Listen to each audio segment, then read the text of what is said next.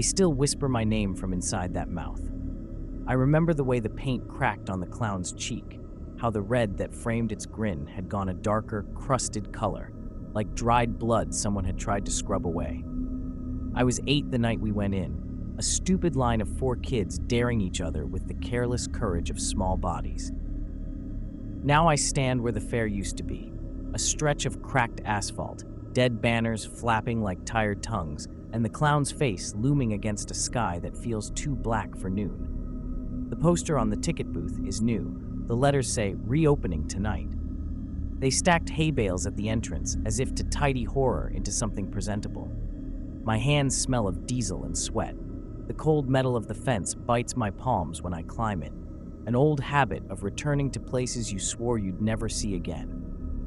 My heart keeps time with the distant, mechanical thump of reinstalled speakers, a muffled calliope playing a lullaby that doesn't belong to childhood. I tell myself I came for closure, for proof that memory is just a trick of time. But the truth tastes like the cotton candy they sold then. Too sweet, sticky at the back of the tongue, laced with an undertone of salt and something iron-rich I can't name. The first sign that the place is awake is a sound that isn't the organ, a tiny high chorus, like teeth chattering or porcelain clinking. It rises from the clown's mouth, the gaping red cavern that as a child had seemed impossibly deep, and for a second I imagine the hollow as a throat, as if the building could swallow a voice. Shadows move inside, not the long, sure silhouettes of adults, but the small, uncertain shapes of children. I freeze. The memory comes unbidden. Us, hand in hand, daring the dark between the giant teeth, the way my brother squeezed my fingers until they went numb. I walk the perimeter and find marks in the dust, small footprints, 3- and 4-toed, leading toward the mouth and curving away like a question mark. Someone burned something here recently. The smell of charred sugar and old linen rolls under the fresh paint. A woman at the concession stand laughs too loudly, eyes smiling in a way that feels rehearsed, and when she says, "Welcome back," her voice slides across the air and lands on my name with a familiarity that shouldn't exist. It isn't just the fair that's reopened. It's the audience. People gather in clusters, their faces lit red from the marquee lights.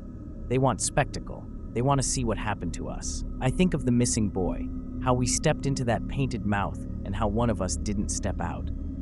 I think of the way silence fell afterward, not empty but full, like a held breath. I came to see whether a bite can turn into a rumor, whether a memory can be reduced to a story told over beers.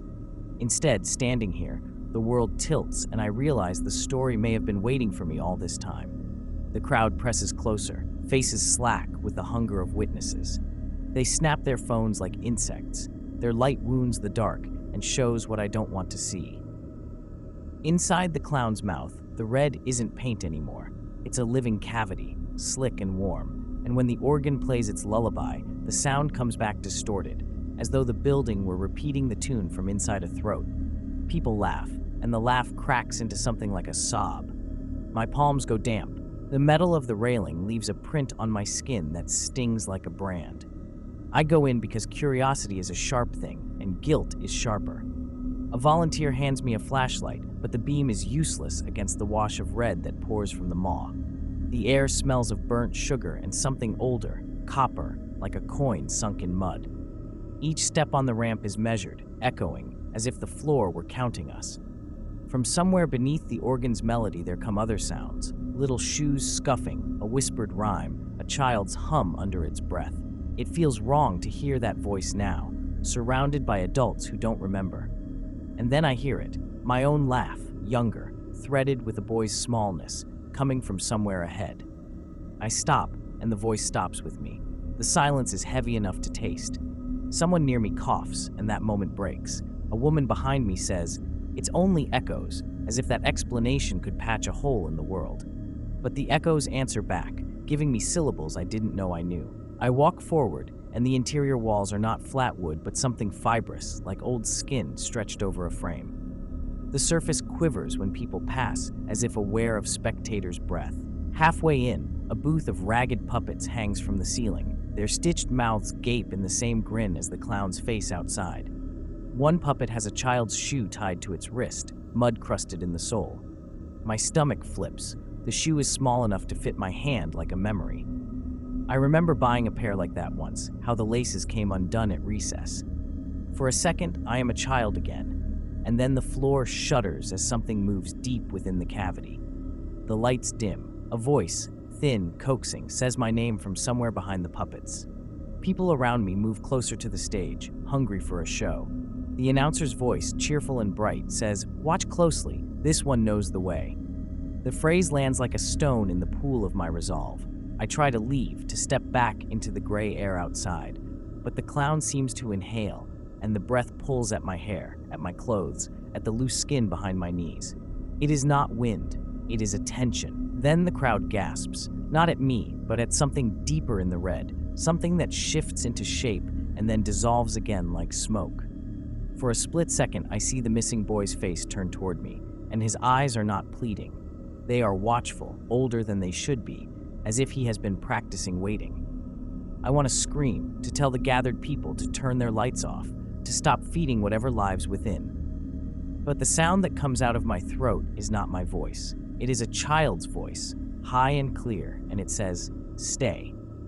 The lights go wrong. They do the thing theaters do when a bloodless show is meant to feel real. One instant there is applause, and the next every bulb blinks low until the red becomes a single, living throat.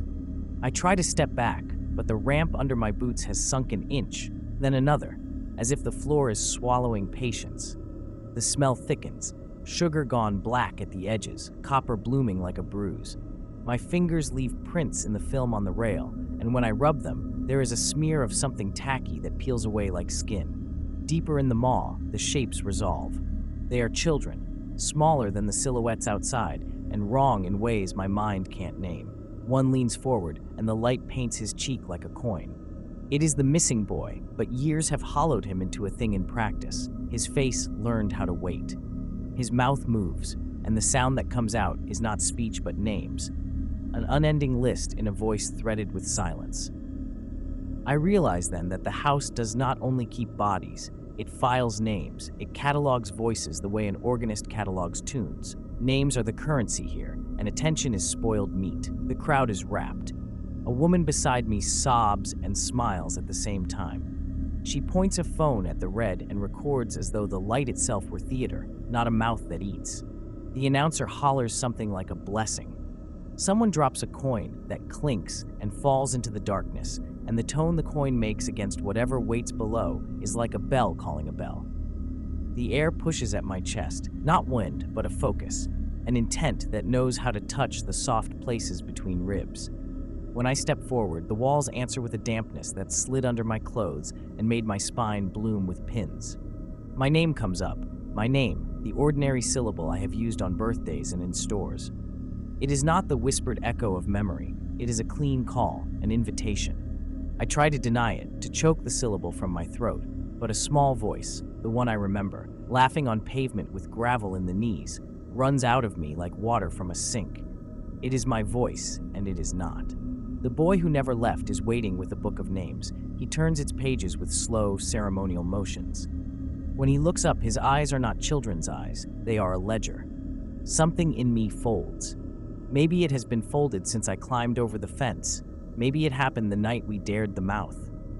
My hands, which remember running and the way my brother's fingers felt, press against the wet mural of grin, and the paint gives like flesh.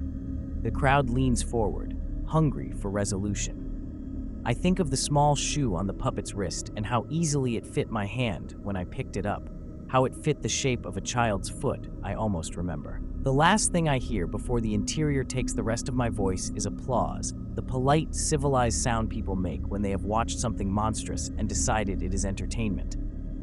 Then my voice is folded into the chorus, a new filament braided into the old song. Now I say their names.